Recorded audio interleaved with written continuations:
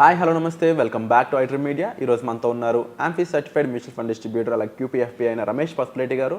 అసలు mutual funds అనే వాటిలో ఎలా ఇన్వెస్ట్ చేయొచ్చు, మ్యూచువల్ ఫండ్స్లో ఇన్వెస్ట్ చేసే ప్రొసీజర్ గురించి, వాటి యొక్క ట్యాక్సిబుల్ అమౌంట్ గురించి అండ్ దానికి సంబంధించిన మరిన్ని విషయాలు తెలుసుకుందాం. Hi sir. హాయ్ అండి. సార్, మ్యూచువల్ ఫండ్స్ స్టాక్స్ కన్నా బెటరా? అండ్ బెటర్ అయితే మనం ఇన్వెస్ట్ చేయాలనుకున్నట్లయితే ఎలా ఇన్వెస్ట్ చేయాలి, దానికి ప్రొసీజర్ ఎలా ఉంటుంది చెప్తారా? ఇప్పుడు మ్యూచువల్ ఫండ్స్లో మనకి ఈక్విటీ షేర్స్లోనే ఇన్వెస్ట్ చేస్తారు first of all. So mutual fund అనేది సపోజ్ లార్జ్ క్యాప్ ఉంటుంది, మిడ్ క్యాప్ ఉంటుంది, స్మాల్ క్యాప్ ఉంటుంది, మల్టీ క్యాప్ ఉంటుంది. ఇవన్నీ కూడా స్టాక్స్లోకే వెళ్తాయి. సో మన ఇండియన్ మార్కెట్లో చూసుకుంటే ఒక 6,000 షేర్స్ ఉన్నాయి. అందులో ఒక మంచి షేర్స్ చూసుకుంటే 1,000 షేర్స్ ఉంటాయి. ఈ 1,000 షేర్స్లోనే మ్యూచువల్ ఫండ్ మేనేజర్ ఇన్వెస్ట్ చేస్తారు. మనం మ్యూచువల్ ఫండ్ ద్వారా ఎందుకు ఇన్వెస్ట్ చేయాలంటే ఆ 1,000 షేర్స్ మంచివి అనేది ఐడెంటిఫై చేసే బాధ్యత మ్యూచువల్ ఫండ్ మేనేజర్ది. సో ఆయన టీంతో కలిసి ఈ 1,000లో కూడా బెస్ట్ స్టాక్స్, యావరేజ్ ఒక ఫండ్కి వచ్చేసి 50 స్టాక్స్ ఉంటాయి. ఒక్కొక్క ఫండ్కి 100 స్టాక్స్ ఉంటాయి, ఒక్కొక్క ఫండ్కి 20-30 స్టాక్స్ ఉంటాయి. మరీ ఫోకస్డ్ ఫండ్స్కి 25 స్టాక్స్ అలా ఉంటాయి. సో వీటిని ఈ 1,000 గుడ్ స్టాక్స్లో కూడా, లేదంటే 6,000 టోటల్ స్టాక్స్లో ఈ 25 స్టాక్స్ని లేదంటే ఈ 50 స్టాక్స్ని ఐడెంటిఫై చేయడం ఫండ్ మేనేజర్ యొక్క బాధ్యత. ఇప్పుడు మనకేమవుతుందంటే డైరెక్ట్గా స్టాక్ ఇన్వెస్ట్ చేస్తే, సో ఎవరో చెప్పారని మనం స్టాక్ కొంటాం. అది టాప్ 100లో ఉందా లేదా టాప్ 500, టాప్ 1000లో ఉందా లేదో కూడా మనకు తెలియదు.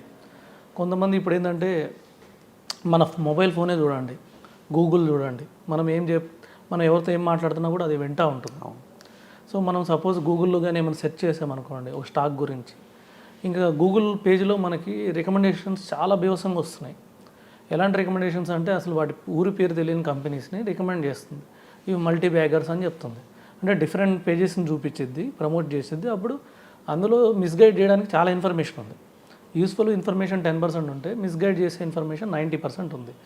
ఇప్పుడు ఇన్వెస్ట్ చేసినప్పుడు ఆ 1,000 కంపెనీస్లో మనం లేవనుకోండి, అప్పుడు మనం లాస్ అయ్యే అవకాశం ఎక్కువ ఉంది. సో ఎవరైతే మార్కెట్లో ఉండి ఎప్పటి నుంచో ఒక 15 ఇయర్స్ 20 ఇయర్స్ నుంచి ఎక్స్పీరియన్స్ ఉన్న వాళ్ళు కూడా మిస్టేక్స్ చేస్తున్నారు మార్కెట్లో. ఎందుకంటే మార్కెట్ అనేది మన చేతిలో ఉండదు, స్టాక్స్ మన చేతిలో ఉండవు. సో ప్రజెంట్ ఇప్పుడు బాగుండొచ్చు, రేపు నైట్ ఇమీడియట్లీ దానికి ఒక బ్యాడ్ న్యూస్ రావచ్చు. సో ఎక్కడైనా కానీ ఆ ప్లాంట్లో ప్రాబ్లం రావచ్చు. ఇప్పుడు కొన్ని ఫార్మా స్టాక్స్కి ఈరోజు ఒక ప్రాబ్లం వచ్చింది. యుఎస్ నుంచి వాళ్ళ యుఎస్ఏ FDA అంటారు, మనకి ఇక్కడ కొద్దిగా ఫార్మా బాగుందా లేదా అనేది వాళ్ళు వచ్చి ఎంక్వైరీ చేస్తూ ఉంటారు. అది ఆల్రెడీ ఒక pharma company, Biocon pharma company మీద నిన్న ఒక నెగిటివ్ న్యూస్ ఇచ్చారు. సో ఒక ప్లాంట్లో చిన్న మిస్టేక్ ఉందని చెప్పారు, ఈరోజు స్టాక్ పడింది. సో మొన్నటి వరకు ఆ స్టాక్ నెంబర్ 1 బాగుందన్నారు, కానీ ఇప్పుడు కొంచెం నెగిటివ్ వల్ల మళ్ళీ పడింది. సో ఇలాంటివి జరుగుతూ ఉంటాయి. ఒక్కోసారి రిజల్ట్స్ వస్తాయి, రిజల్ట్స్ బాగుందనుకోండి 20% అప్ పెరుగుతుంది స్టాక్. రిజల్ట్స్ బాగాలేకపోతే కూడా ఇమీడియట్ 20% డౌన్ అవుతుంది. సో ఇవన్నీ ఏంటంటే ఓవర్ నైట్ జరుగుతాయి. సో అందుకని స్టాక్స్ మన చేతిలో ఉండవు. అదే ఒక ఫండ్ మేనేజర్ ఉన్నారనుకోండి, ఒక 50 కంపెనీస్లో పెడతాడు. ఆయన పెట్టిన దాంట్లో కూడా 1-2 కంపెనీస్ తగ్గిపోతాయి. తగ్గిపోయినా పర్లేదు, మనకి మిగతా 48 కంపెనీస్ ఉన్నాయి కదా, అవి గ్రో అవుతాయి లాంగ్ రన్లో. మేబీ షార్ట్ రన్లో చూసినా కూడా 45 కంపెనీస్ వరకు ఆయన ఎస్టిమేషన్ చేసిన దాంట్లో పెరుగుతాయి. 5 కంపెనీస్ ఎవరి చేతిలో ఉండవు. సో నెగిటివ్ న్యూస్ వచ్చినప్పుడు అవి పడతాయి. ఇలా చూసుకున్న యావరేజ్ రిటర్న్ ఆల్మోస్ట్ 15-20%. మా పోర్ట్ఫోలియోలు అందరికీ చూస్తే ఎవరిదైనా కానీ 15-20% ఫండ్, మనం మల్టీ క్యాప్ ఫండ్లో పెట్టినా కూడా మిడ్ స్మాల్ అయితే 30 దాకా వెళ్ళిపోయినాయి, 25% అబోవ్ ఉన్నాయి. అండ్ 2025 మొత్తం ఫ్లెక్సీ క్యాప్ రూల్ చేయబోతుందని ఒక న్యూస్ వస్తుంది. ఎంతవరకు? డెఫినెట్గా ఫ్లెక్సీ క్యాపే అంటే ప్రజెంట్ ట్రెండ్ ఫ్లెక్సీ క్యాప్. ఇంతకుముందు అంటే మల్టీ క్యాప్లోనే ఫ్లెక్సీ క్యాప్ అనేది అడ్వాన్స్డ్. మామూలు మల్టీ క్యాప్ అంటే ఒక రూల్ ఉంది, ఫండ్ మేనేజర్కి కంపల్సరీగా 25% లార్జ్ క్యాప్లో పెట్టాలి, ఒక 25% మిడ్ క్యాప్ పెట్టాలి, ఒక 25% స్మాల్ క్యాప్ పెట్టాలి. ఇది కంపల్సరీ పెట్టాలి. ఇప్పుడు సపోజ్ లార్జ్ క్యాప్ బాగాలేకపోయినా లార్జ్ క్యాప్లో 25% పెట్టాలి. స్మాల్ క్యాప్ బాగాలేకపోయినా స్మాల్ క్యాప్ 25% అతను జస్టిఫై చేయాల్సిందే. ఎందుకంటే అది as per regulatory rules, SEBI rules ప్రకారం పెట్టాల్సిందే. కానీ ఒక ఫ్లెక్సీ క్యాప్లో ఏంటంటే అతనికి ఒక అవకాశం ఉంది. అతను కావాలనుకుంటే 100% స్మాల్ క్యాప్కి వెళ్ళొచ్చు, 100% లార్జ్ క్యాప్కి వెళ్ళిపోవచ్చు, 100% మిడ్ క్యాప్కి వెళ్ళిపోవచ్చు. మార్కెట్ బాగా పడింది అనుకోండి, 100% ఆయన మిడ్ స్మాల్కి వచ్చేయచ్చు. మార్కెట్ హైలో ఉందనుకోండి, అతను 100% లార్జ్ క్యాప్కి వెళ్ళిపోవచ్చు సేఫ్టీ కోసం. సో ఈ విధంగా అతనికి ఫ్లెక్సిబిలిటీ ఉంటుంది. ఆ విధంగా కొద్దిగా ఎక్స్ట్రా రిటర్న్ జనరేట్ చేయగలుగుతాడు. మనకి ఒక 2-3 ఫండ్స్ ఉన్నాయి, ఫేమస్ ఫండ్స్. సో ఇవి ఎప్పటి నుంచో ఉన్న ఫండ్స్. సో నేను జస్ట్ రికమెండ్ చేద్దామని కాదు. So Parag flexi cap fund ఉంది, ఎప్పటి నుంచో long back ever green fund. So వాళ్ళు 20% మన ఇండియాలో కాకుండా అబ్రాడ్లో కూడా ఇన్వెస్ట్ చేస్తున్నారు. సో మంచి రిటర్న్ ఇచ్చిన ఫండ్. సో ఇలాంటి ఫండ్స్లో పెట్టుకోవడం వల్ల వీళ్ళే మన తరపున స్టాక్ సెలెక్ట్ చేస్తారు. మనకు ఆ రిస్క్ ఉండదు, మనం మిస్టేక్ చేసే అవకాశాలు ఉండవు. సో ఒక మంచి ఎక్స్పీరియన్స్డ్ ఫండ్ మేనేజర్కి మనం అమౌంట్ ఇస్తున్నాం కాబట్టి 100% సేఫ్. ఒక ఫండ్ మేనేజర్ని, ఒక ఫండ్ డిస్ట్రిబ్యూటర్ని మనం ముఖ్యంగా కన్సల్ట్ అవ్వడం అనేది ఎంత ఇంపార్టెంట్ అంటారో, ఫండ్ డిస్ట్రిబ్యూటర్ ద్వారా మనం ఇన్వెస్ట్ చేస్తే ఎలా ఉంటుంది? ఒక రెగ్యులర్గా డైరెక్ట్ ఇన్వెస్ట్ చేసేదానికంటే కూడా ఇలా ఇన్వెస్టర్ ద్వారా లేదంటే ఒక డిస్ట్రిబ్యూటర్ ద్వారా ఇన్వెస్ట్ చేస్తే ఆ డిఫరెన్స్ ఎలా ఉంటుంది ప్రాఫిట్స్లో? డెఫినెట్ అండి. ఇప్పుడు కూడా ఇంత ఐ మీన్ ఈక్విటీ గురించి తెలిసినా కూడా ఇప్పటి వరకు పెనట్రేషన్ ఓన్లీ 4%. అంటే ఈక్విటీలో ఇన్వెస్ట్ చేసిన వాళ్ళ సంఖ్య ఓన్లీ 4%. 140 కోట్ల జనాభాలో ఓన్లీ 4% ఇన్వెస్ట్ చేస్తున్నారు ఈక్విటీలో. ఇంకా మ్యూచువల్ ఫండ్ ఇంకా తక్కువ ఉన్నారు.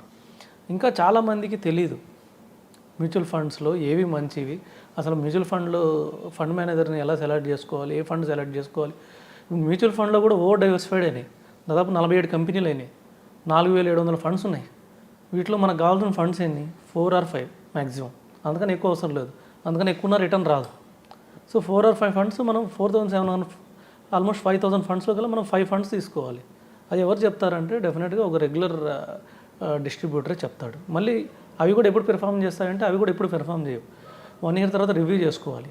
కొన్ని నాన్ పెర్ఫార్మింగ్ ఫండ్స్ ఉంటాయి, వాటికి ఎక్కువ కాలం చూడకూడదు, 1 year చూసి పెరగకపోతే తీసేసేయాలి. ఇవన్నీ ఒక రెగ్యులర్ డిస్ట్రిబ్యూటర్ అయితేనే చేస్తాడు డెఫినెట్గా. కాబట్టి కంపల్సరీగా ఒక రెగ్యులర్ డిస్ట్రిబ్యూటర్ ద్వారా వెళ్తేనే ఒక పర్టికులర్గా ఇనిషియల్గా వచ్చిన వాళ్ళు. ఏదైనా కేస్ స్టడీ చెప్తారు సార్?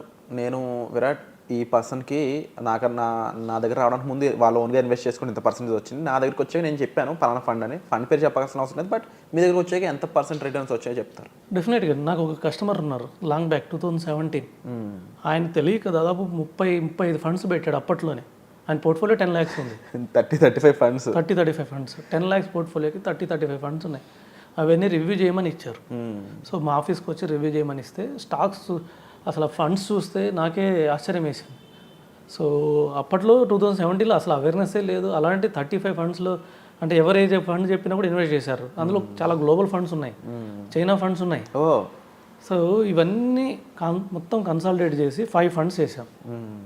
5 ఫండ్స్ చేస్తే ఇవాళ దాని రిటర్న్ 20% రిటర్న్లో ఉన్నాడు అతను. సో అతను 10 lakhs దాటిన తర్వాత ఇన్ని ఫండ్స్ మేనేజ్ చేయలేరు. ఆఫ్ కోర్స్ 10 lakhs అని కాదు, 20-30 lakhs ఎంతైనా కానీ ఒక సంఖ్య దాటిన తర్వాత ఒక డైరెక్ట్ పోర్ట్ఫోలియోని మెయింటైన్ చేయలేరు. వాళ్ళు కంపల్సరీగా రెగ్యులర్ డిస్ట్రిబ్యూటర్ ద్వారానే మంచి రివ్యూ తీసుకుంటేనే వాళ్ళకి ఎక్స్ట్రా రిటర్న్ జనరేట్ అయ్యింది. లేకపోతే రిటర్న్ ఇంకా తగ్గిపోతూ ఉంటుంది కన్ఫర్మ్. తప్పకుండా ఒక డిస్ట్రిబ్యూటర్ని కలవడం ద్వారా మనం ఫండ్స్ని బ్యాలెన్స్ చేసుకోవడంతో పాటుగా అండ్ సరైన పర్సెంటేజ్ ఆఫ్ ROIని మనం గెయిన్ చేయొచ్చు అంటారు. ముఖ్యంగా రమేష్ పసుపులేటి గారు చాలా కాలంగా ఇన్వెస్టర్గాను అలాగే మ్యూచువల్ ఫండ్ డిస్ట్రిబ్యూటర్గాను ఉన్నారండి. ఎంతోమందికి కేస్ స్టడీస్గా మీరు చూసుకున్నా కూడా 20% రిటర్న్స్ అనేవి రావడానికి దోహదపడ్డారని చెప్పొచ్చు. సో మీరు కూడా మ్యూచువల్ ఫండ్స్లో ఇన్వెస్ట్ చేయాలనుకున్నా సరే, ఆల్రెడీ ఇన్వెస్ట్ చేసిన వాళ్ళైనా సరే, మీ ఫండ్స్ రీబ్యాలెన్స్ అయి ఉండొచ్చు, అసలు మీ ఫండ్స్ రివ్యూ కోసం అయి ఉండొచ్చు, మరీ ముఖ్యంగా మీ ఇన్వెస్ట్మెంట్ ఏ విధంగా ఉంది, అది రైట్ వేలో వెళ్తుందా, దాని పర్సంటేజ్ అంటే ROI కరెక్ట్గా ఉందా లేదంటే తక్కువ వస్తుందా, దాన్ని ఎలా ఇంక్రీజ్ చేసుకోవాలి, ఇన్వెస్ట్మెంట్ పద్ధతిని ప్రాపర్గా ఎట్లా యూటిలైజ్ చేసుకోవాలి అంటే ఎన్నో విషయాలపై సార్ మీకు గైడెన్స్ ఇస్తారు. దానికి సంబంధించి డిస్ప్లే అవుతున్న నెంబర్స్ కాల్ చేసి పూర్తి వివరాలను తెలుసుకోవచ్చు. Thank you so much sir. Welcome అండి.